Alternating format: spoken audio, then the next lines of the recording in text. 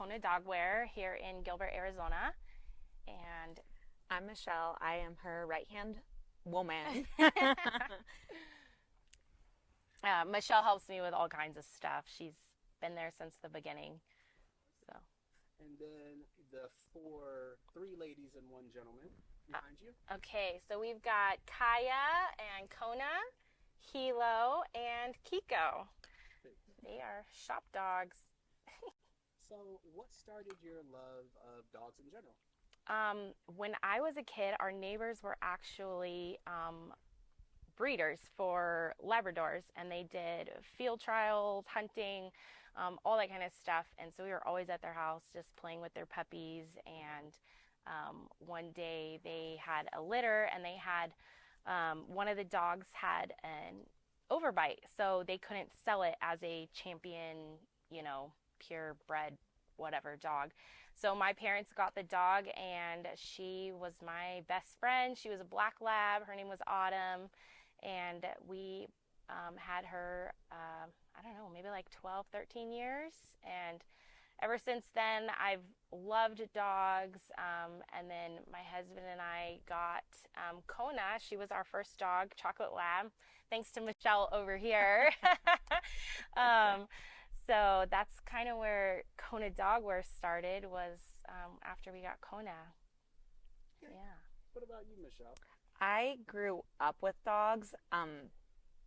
My mom had dogs all the time. We probably at one point had like 5 dogs. And then when I met my husband, he had a dog, and he was a boxer, and he lived to be 13 years old. And when he passed, a friend of mine had Kona and my dog Benelli's litter, and I convinced my husband to get Benelli. And then I had just met Amber, and I was like, Amber, you should get one of the puppies. And her husband was like, no, no, no. But then he met Benelli, and Yep. the rest is history. So Benelli is Kona's sister, who is also chocolate lab. Yes. So, all like puppies all in the family, basically. Yes. Yep. Yep. Mhm. Yep. So we have sister dogs.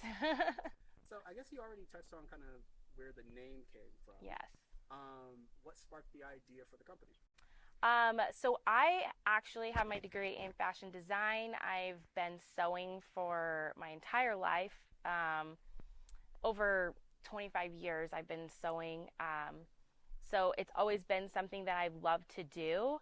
I just never found a way to make it a full-time job. Then when I got Kona, puppies are always growing, and I was buying new collars like every week, and we were always at our friend's house swimming with the dogs. And here in Arizona, everyone has a pool pretty much, and you can't keep labs out of the water. So it was kind of born out of necessity and love of dogs and sewing and all of that together. So that's just, Michelle was one of my biggest encouragers. I kind of was like, I'm going to just make these for my dog. And she was like, you know what? People will buy that. I'm like, no, they won't. And she's like, yes, they will. And I was like, all right, fine. So I did a mock-up, yep. And I gave them to all my friends. And I was like, test these out on your dogs. And the rest is basically history, I guess. It's molded and Yeah. changed throughout time. Hi. And Yeah, at first, we've definitely changed the product over time, but I think what we have now is definitely the best of the best. mhm. Yeah. Well, that leads us right into product. So, what do you have for inventory, basically? What can people purchase? So this is our bread and butter collars. We do regular buckle collars, and my whole thing is they need to be strong, durable, waterproof, water resistant. They're not going to rust, machine washable, easy for any dog owner to use, but stylish. You can find rust-proof dog gear. You can find big, strong dog gear, but to have all of it together and be cute for big dogs is a hard thing to find. So we kind of just took the best of all of everything and put it together. And so that's what we have. So we have collars, we have leashes, we do martingale collars, which all of my dogs have on right now. We also are partnered with GPS, dog GPS trackers. And so we have been approved by them, and all of our products have been strength tested. We're official partner with them. So if you own a Fi GPS tracker, we can sew the links onto our collars so that you can attach those to them. We are coming out with some new products this year. We've got dog walking fanny packs. And we just started carrying other outside products in our store as well. So we've got treats from local dog treat makers. We've got supplements. We've got toys. One ingredient treats. One single ingredient treats, yes. So we're just kind of broadening our scope, but these are our main things that are our signature items, our best sellers here. Well, and one thing I think is important to touch on is that any of the supplements or treats that you sell is something that you would personally give your dogs. Like 100%. Everything that we carry, both of us have tested with our dogs to make sure that there's not any like iffy ingredients. Yes. 100%. Yeah. Anything I sell or promote is because I personally would use it myself on my dogs. I would, recommend it to friends or anything like that. Can you tell us about any upcoming events? Yes, absolutely. We love doing events. We like supporting rescues, so we're always, doing things to benefit them. You can find us most every Saturday in downtown Gilbert at the Gilbert Farmers Market. It's a great place to bring your dogs and socialize.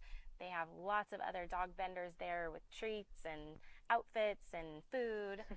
It's a great time. The Queen Creek Family Market is starting back up next weekend, October 8th. So we will be there. It's 2 Saturdays a month. And then we've got some fun holiday things coming up too. Bell Bank Park. Mm-hmm. And that one is Thanksgiving weekend, Black Friday, and Small Business Saturday. So that's Bell Bank Park in Mesa. And a bunch of other things in between. But yeah, we love meeting all our dog friends and helping support the rescues. And whenever we do a rescue event, we always donate a portion of our sales back to them. And where can people reach you and follow these events? So we post all of our events on our Instagram, Facebook pages. We also have a Google Calendar on our website. So konadogwear.com/events, and you can see where we're going to be, what the times are, the locations, and all that kind of stuff. And then we always like to ask like a word of advice for people that are thinking about buying dog collars or they're choosing the next like accessory for their dog. What's something that most people don't know that you can like inform them on, I guess? Absolutely. Well, where do I start? That's a loaded question. We have very strong opinions on dog gear.